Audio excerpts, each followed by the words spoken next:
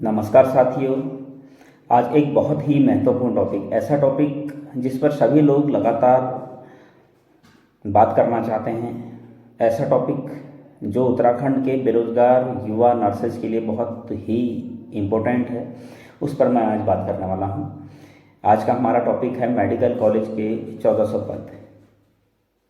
बहुत सारे लोग आज इसी टॉपिक पर बात कर रहे हैं और सभी लोगों के दिमाग में एक ही सवाल उठ रहा है, क्या मेडिकल कॉलेज के जो लगभग 1400 पदों पर भर्ती प्रक्रिया शुरू होनी है, क्या उस पर भर्ती प्रक्रिया शुरू होगी?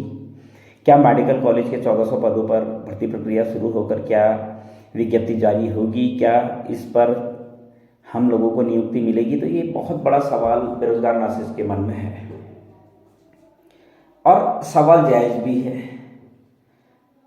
उत्तराखंड के अंदर 12 दिसंबर 2020 को जब स्वास्थ्य विभाग और मेडिकल कॉलेज में नर्सेज के पदों पर विज्ञप्ति निकली थी तो एक साथ निकली थी और उस टाइम पर भर्ती का माध्यम परीक्षा था।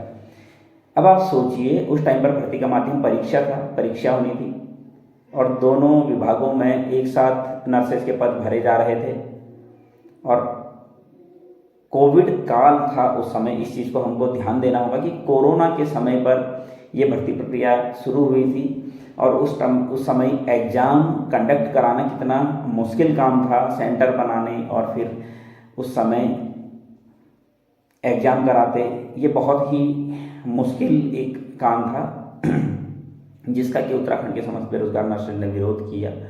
उसके बाद लगातार लगभग 2012 से 2022 लास्ट तक 2020 से 2022 तक 2 साल लगभग संघर्ष चला और उस संघर्ष एक ऐसा संघर्ष जो बहुत लंबा संघर्ष था और बहुत एक ऐसा समय जो बहुत कठिन समय था। उस समय को जीतने के बाद, उस संघर्ष को पूरा करने के बाद उत्तराखंड के बेरोजगार नर्सेज ने जीत हासिल की और भर्ती का माध्यम परीक्षा से हटाकर वर्षवार कर दिया गया। आप उस कोर्ट के डिसीजन की कॉपी को देखिएगा और उस समय कोर्ट में जो नियमावली प्रस्तुत की गई उस नियमावली को देखिएगा जिसमें साफ साफ लिखा हुआ है, चिकित्सा शिक्षा एवं चिकित्सा स्वास्थ्य अनुभाग। जो नियमावली है वो किसकी है? चिकित्सा शिक्षा एवं चिकित्सा स्वास्थ्य अनुभाग की। मतलब मेडिकल कॉलेज और स्वास्थ्य विभाग के पदों पर जो नियमावली रखी गई हाई कोर्ट में, वो दोनों विभागों के लिए थी। दोनों विभागों में नर्सेज के जो लगभग 3015 पद थे उन पर थी।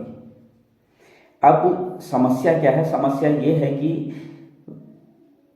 स्वास्थ्य विभाग के 1564 पदों पर तो विज्ञप्ति जारी हो गई, लेकिन मेडिकल कॉलेज के जो लगभग 1400 पद थे उन पर विज्ञप्ति जारी नहीं हुई।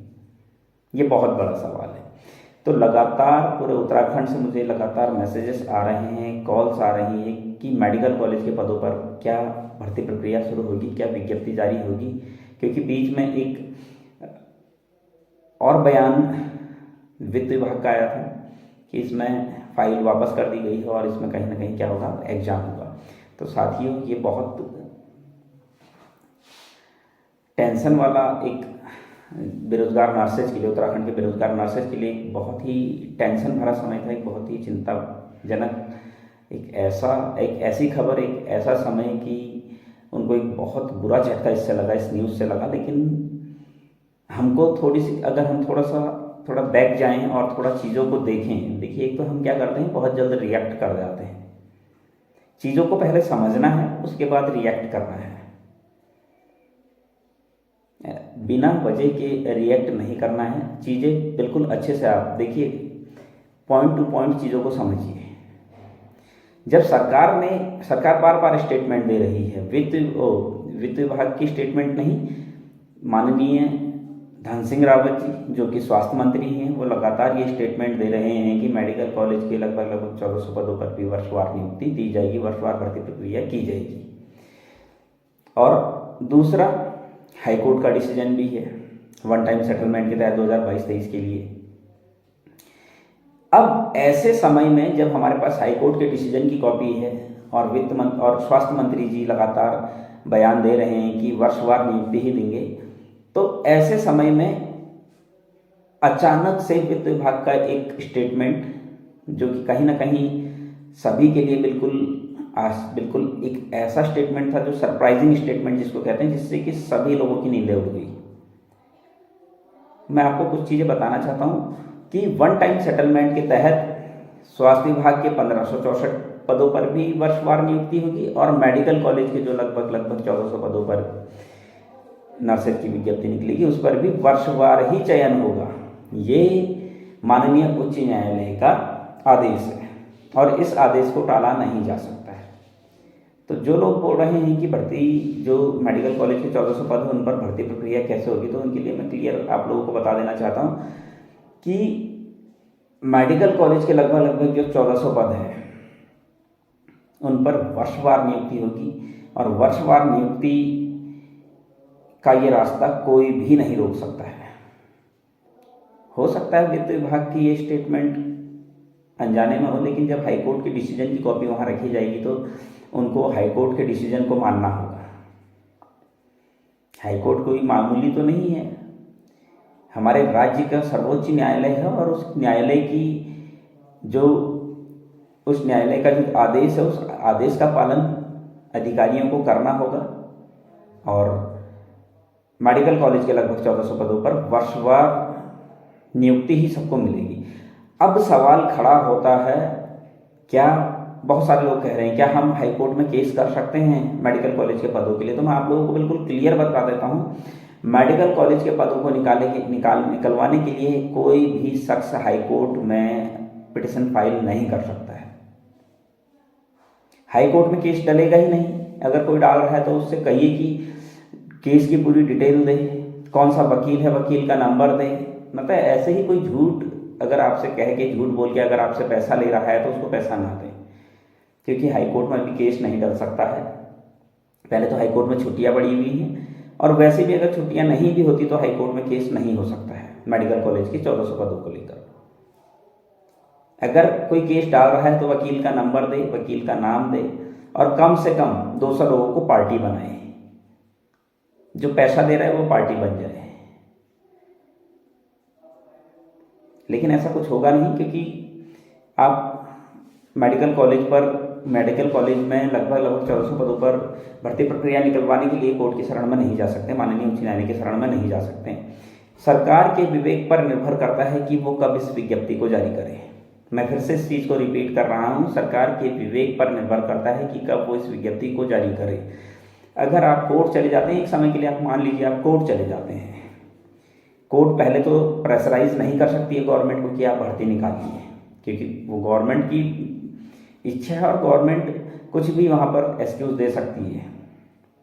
हमारी आर्थिक स्थिति सही नहीं है कह सकती, कुछ भी कह सकती है। एक्सक्यूज़, बहुत सारे एक्सक्यूज़ है गवर्नमेंट के पास और वो एक्सक्यूज़ के लिए उनके पास प्रूफ भी है। तो इसके लिए हमको क्या करना होगा, हाई कोर्ट की शरण में जाने से लाख गुना ज़्यादा अच्छा होगा कि हम लोग माननीय स्वास्थ्य मंत्री जी, माननीय मुख्यमंत्री जी से मिले, लगातार मिलें, उनसे बात करें, उनको ज्ञापन दें, उन पर प्रेशर बनाकर ही हम मेडिकल कॉलेज के लगभग जो 1400 पद खाली हैं उन पर विज्ञप्ति जारी करवा सकते हैं।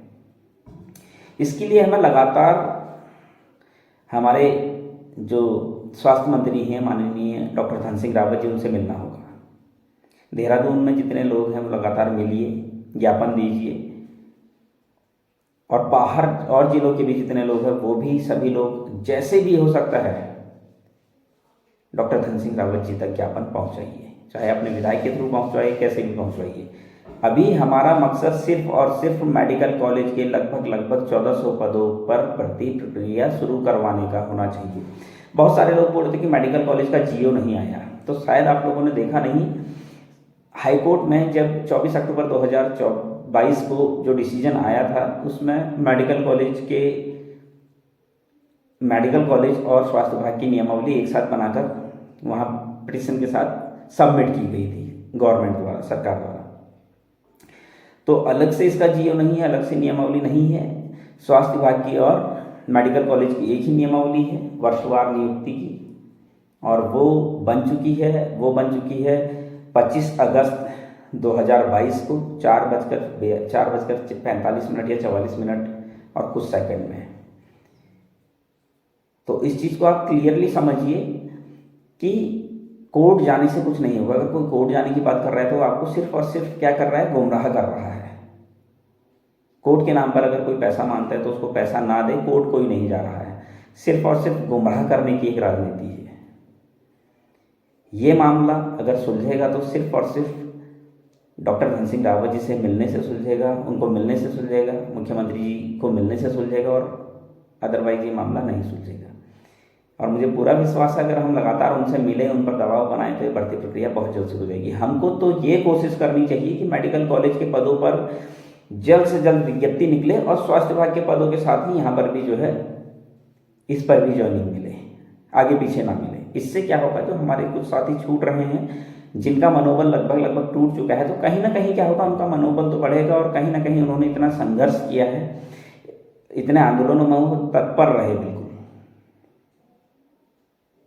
ऐसे साथी जिन्होंने लगातार हमारे इन आंदोलनों में हमारा समर्थन किया, हमारे साथ लगातार बैठे रहे, अगर उनका नंबर नहीं आता, मैं भी उनमें हूँ, अगर उन लोगों का नंबर नहीं आता है तो कहीं ना कहीं क्या है, ये बहुत दुख का विषय है। और मैं आपसे एक ही चीज़ कहता हूँ कि हमें कोशिश करनी चाहिए। जब तक हम कोशिश नहीं करेंगे तब तक जीत मिलना नामुमकिन है। मेडिकल कॉलेज के पदों पर विज्ञप्ति तभी निकलेगी जब हम आंदोलन करेंगे, जब हम धरना प्रदर्शन करेंगे, जब हम ज्ञापन देंगे। अगर हम कोर्ट जाने की बात कहते हैं तो आप समझिए कितने लोग कोर्ट गए हैं। वर्षवार के लिए ही सिर्फ संगीता मैम और स्वाति मैम ने केस डाला था, और बाकी लोगों ने सिर्फ और सिर्फ क्या किया, गुमराह किया लोगों को, और किसी ने कोई केस नहीं डाला। उन्हीं के केस पे तो डिसीजन आया, और केसों पे कहाँ डिसीजन आया, और केस कहाँ थे। तो आप इस चीज़ को समझिए, किसी को बिना वजह पैसा ना दें। कोई भी अगर पैसा मांगता है, किसी को पैसा देने की ज़रूरत नहीं है, चाहे कोर्ट के नाम पर है। बहुत सारे लोग गलत तरीके से पैसा भी ले सकते हैं, मैं नहीं कह रहा हूँ कि ले ही रहे होंगे, लेकिन जो ले रहे हैं अगर ऐसा कोई है शख्स तो ना ले, क्योंकि किसी को बिना वजह गुमराह करना बेकार है।